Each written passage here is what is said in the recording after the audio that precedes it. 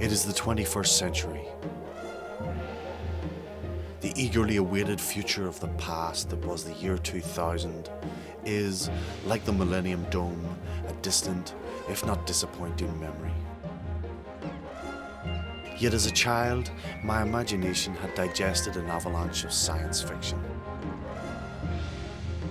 The new millennium was Kubrick's 2001, television's Space 1999, and Judge Dredd's 2000 AD, to name but a few. The 21st century was sold as a utopia of monumental proportions, with travel at light speed, a job at NASA, and holidays to Mars.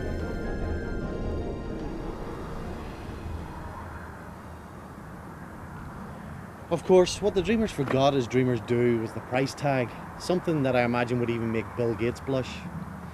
The 2000 AD reality, of course, is very different, or should I say normal.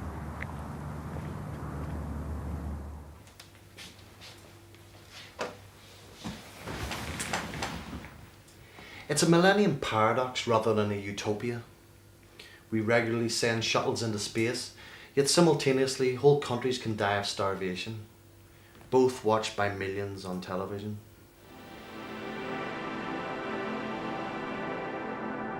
But there is one prophecy of the new millennium that has reached maturity on time, and that is the pace of life.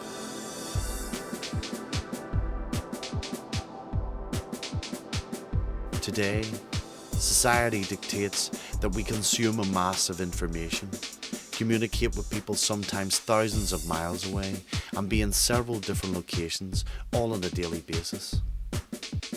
This is the fruit of our labour.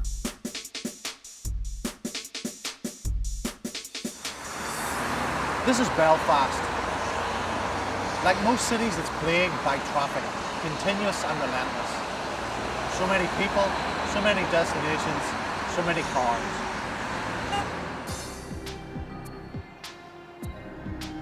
My wife was born in Belfast, and we both spent most of our childhood living in urban areas. When we married, we made the conscious decision to move to the countryside for the sake of our children. We wanted to give them the best start in life, away from the traffic and the pollution, not to mention Northern Ireland's infamous political problems.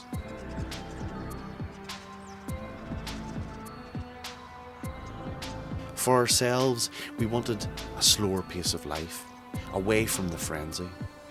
We wanted the ideals of the good life. But the problem with ideals is that they belong in an ideal world. A decade has passed since then, and it has become apparent that the frenzy is not the city, but is society's lifestyle of which we are a part. What's more, our ideal has taken a bitter blow from the realisation that far from giving our children a better start in life, we've actually brought our children into a future of social exclusion. And why? Because like thousands of other families, we're paying through the nose for the privilege of living in the rural community.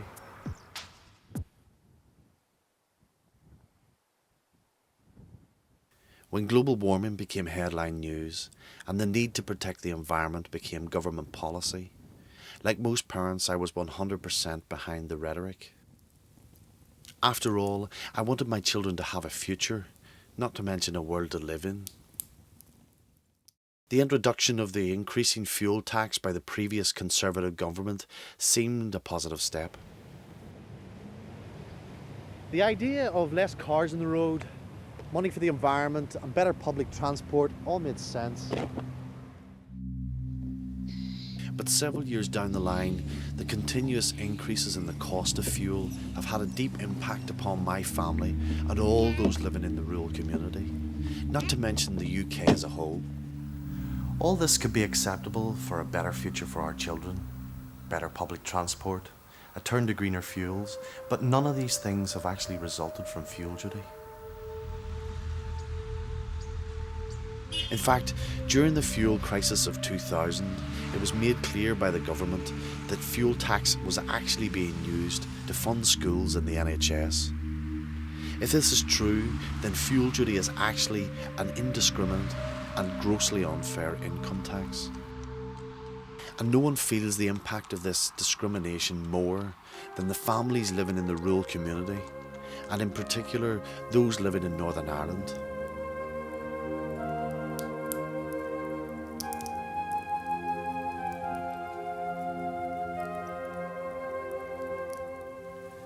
There was a time not so many generations ago when the ability to light a fire without matches was a life essential.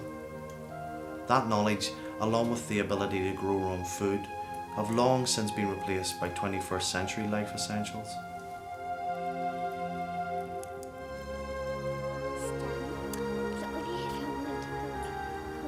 Transportation, communication, electricity, and central heating are all life essentials needed for survival in today's society. Yet all of these needs are taxed, again in a way that burdens the most vulnerable in society and benefits the rich.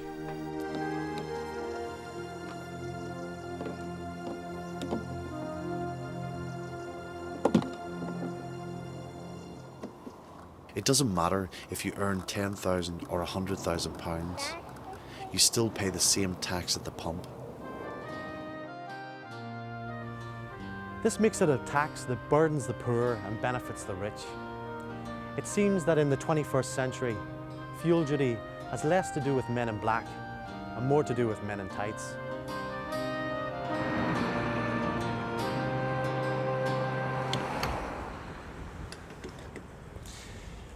Have you ever really thought about how much it costs to fill up your car? The average motorist will spend somewhere in the region of £1,400 a year on petrol. 80% is tax, which means that without the tax, the average motorist's yearly bill would be £280. That is the equivalent of £21.50 a week in income tax for the average driver. And for someone living in the rural community, the bill can be as much as 50% more. Add to that the additional cost of car wear and tear due to higher mileage, higher road tax for a larger sized car, higher car insurance, which is also taxed at 5%. And it's not hard to see how someone living in the rural community could justifiably feel victimised.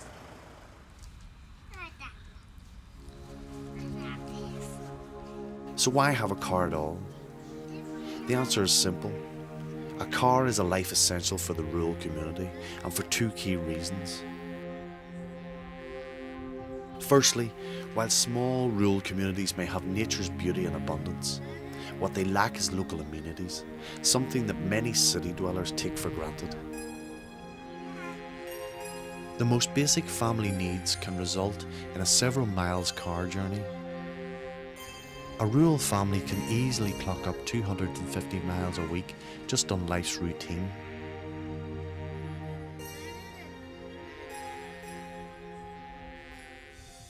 Work, school, nursery, shopping, all are essential journeys, and all before you add an active family life. And the fact is that the rural community is being taxed for all of these journeys. When you think about it, we're being taxed for each doctor's appointment we attend, or emergency visits to casualty. We're taxed each time we visit friends or family, and even when we go to church.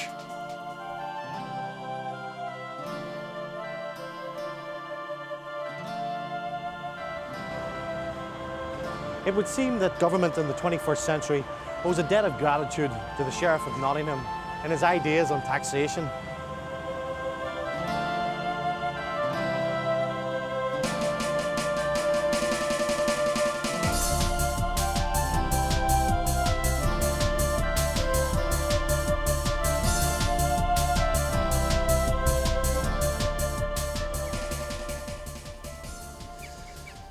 The second key issue for the rural community is that of public transport, or should I say the lack of it. The reality is that it is totally inadequate and unable to meet the demands of today's society.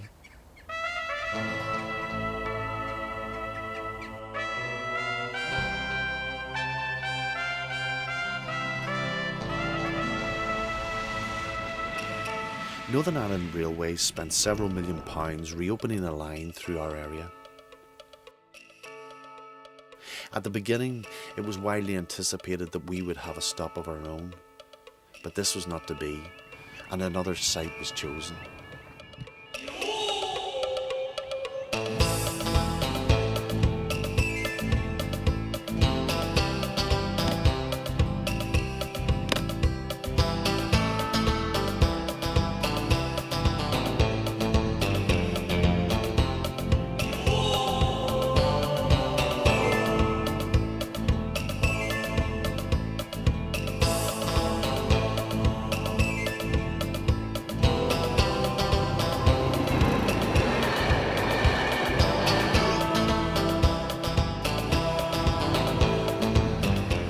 Okay, so that was ridiculous. But the reality is on a parallel.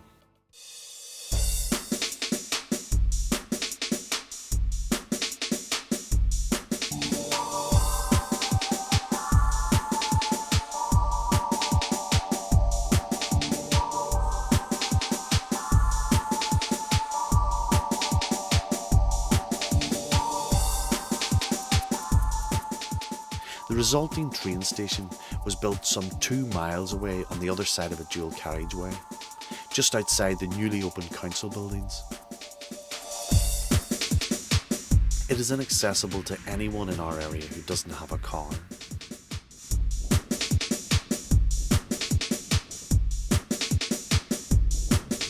This means that the only public transport available to our area is that of the bus. We're about half a mile from our house, and even though it doesn't look like it, this is our bus stop. We don't have a sign or a shelter, but if you put your hand out, a bus will stop. Well, when one comes along, of course. During the week, there are 19 buses on the run from Ballyclare to Belfast that stop in our area. On a Saturday, only 13 stop. But what's worse is that on a Sunday there is no service at all. This effectively means that the most vulnerable in the rural community are excluded from society from 8:30 in the evening, Monday to Saturday, and all day Sunday. In fact, there's no Sunday bus service for the majority of County Antrim. The government supposedly wants us to abandon our cars and take up public transport, yet for many people public transport just isn't an option.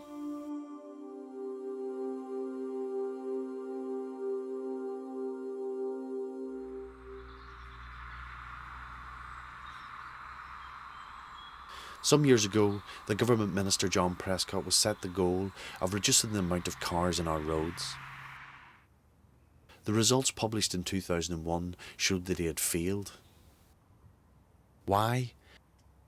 Could it be the image left by his 250-yard jag journey after his speech denouncing the car, telling us it's time to give them up? Indeed, many would have heard the words, "All animals are equal, but some are more equal than others."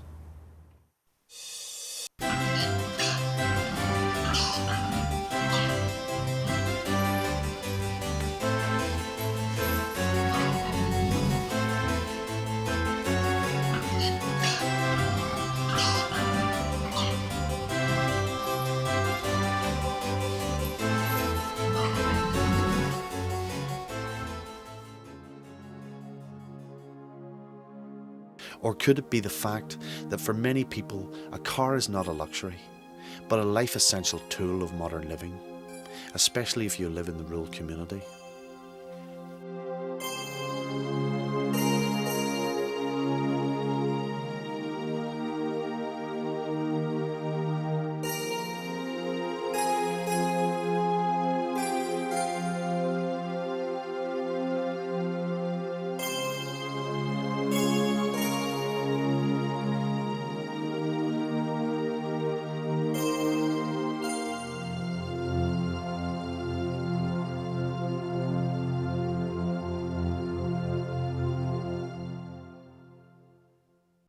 It's estimated that Northern Ireland needs to invest £1 billion in its infrastructure for the future.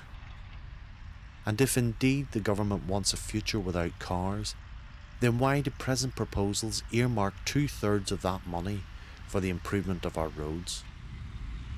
And why does local government continue to give planning permission to out-of-town shopping centres?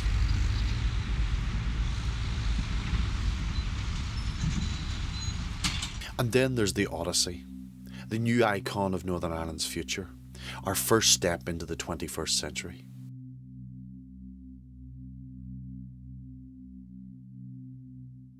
But if the Odyssey is our future, then it seems that our future includes cars.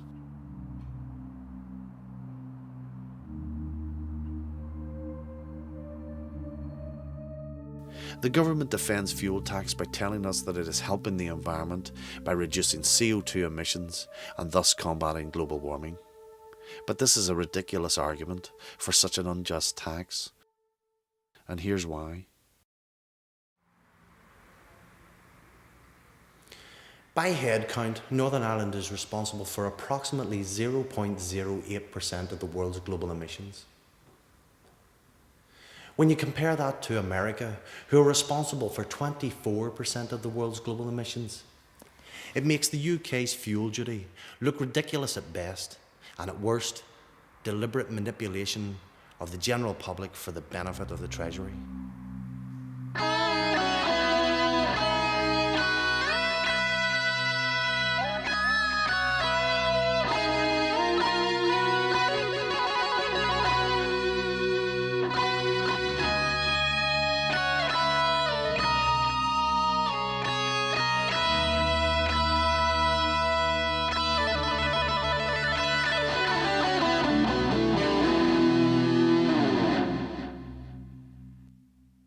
In 1999, the government's own research showed that the fuel duty increase for that year had effectively reduced the UK emissions by 1%. They concluded that if each driver bought 2 energy-saving light bulbs, it would achieve the same effect.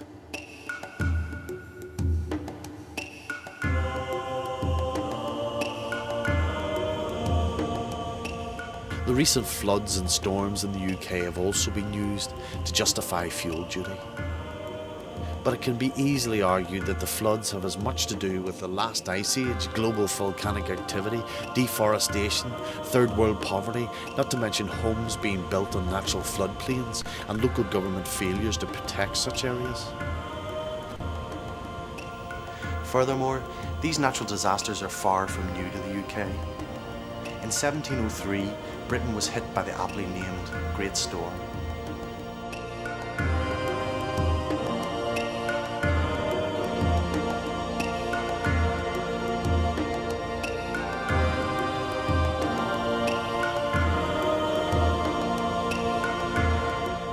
Eight 8,000 people were killed in the storm and many buildings destroyed. Over 700 ships were sunk in the Thames alone. Fuel duty would have had the same effect then as it does now. None.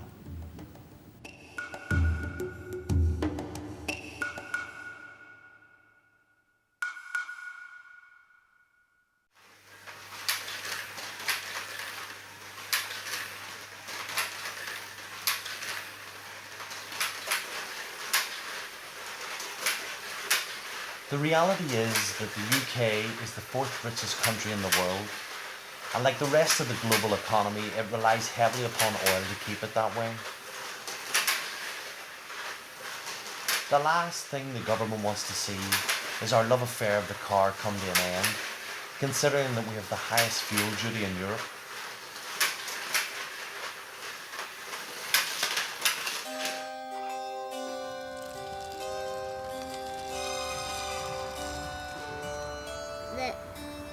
He knocked at the door and said, little pig, that big hole." And he said, no, my happiness like chitty chit chit. He hopped and he blew the house. He didn't blow the house down. It is a contradiction for the government to proclaim that it is pro-family and anti-child poverty, yet still endorse fuel duty. Because fuel duty contributes directly to the problems faced by both groups. And here's how.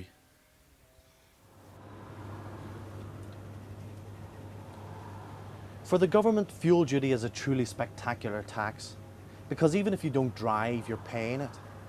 This is because everything that you buy, food, clothing, sweets for the kids, has to be distributed across the UK by lorry, incurring fuel costs, which are then added to the consumer's bill.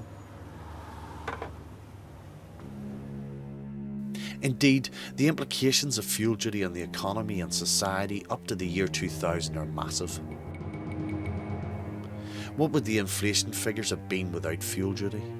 What would the subsequent interest rates have been? And what about the UK's industry, not to mention the present economy? Maybe it's questions like these that resulted in the lowest turnout at the polls for decades at the last general election.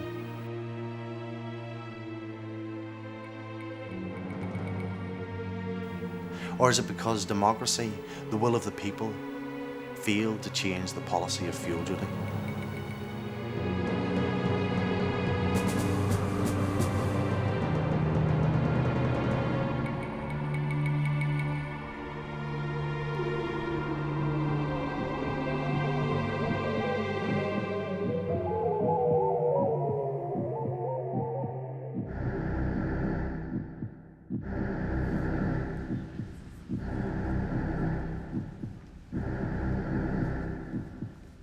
It seems that George Orwell was only 17 years out when he wrote 1984.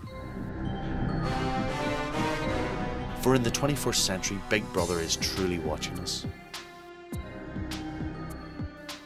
It was reported recently that the UK has more CCTV cameras than the whole of the USA. We're no longer thought of as citizens of a democratic society, or even the general public. We're now consumers, here only to consume, to keep global markets healthy and corporations profitable.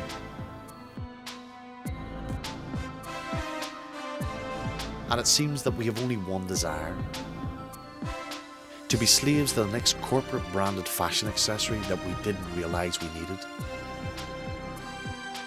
Indeed, no one can be under any illusion that this is not the case after the terrible events of September the 11th, 2001, for the government reiterated our purpose.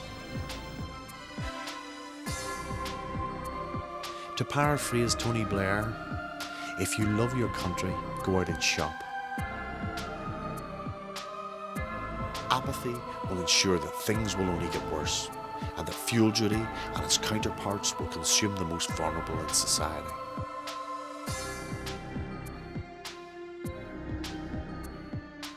The 21st century's future needs positive action to change our global environment, not the negative tinkerings of fuel duty.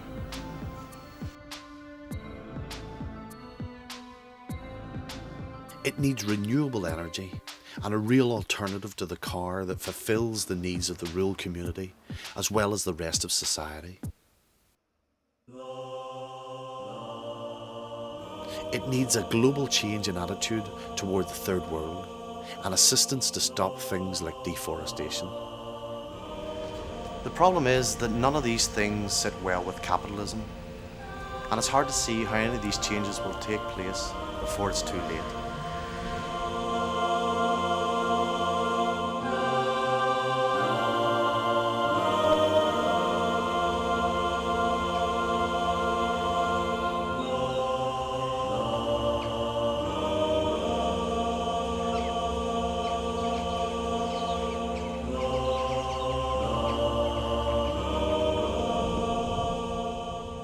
Northern Ireland's rural community are paying through the nose for the right to be included in society and for no credible reason. The most vulnerable in society across the UK are being exploited to the benefit of the rich.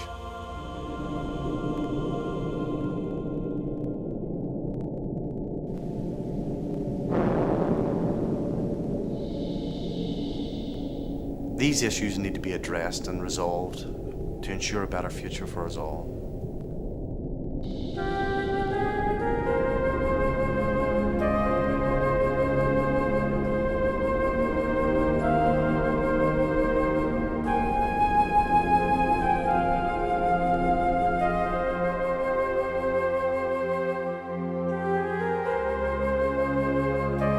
I'll leave you now with one of my neighbours, Cecil. At age 86, he's had one hip replaced and had his other hip replaced 2 days after we filmed him.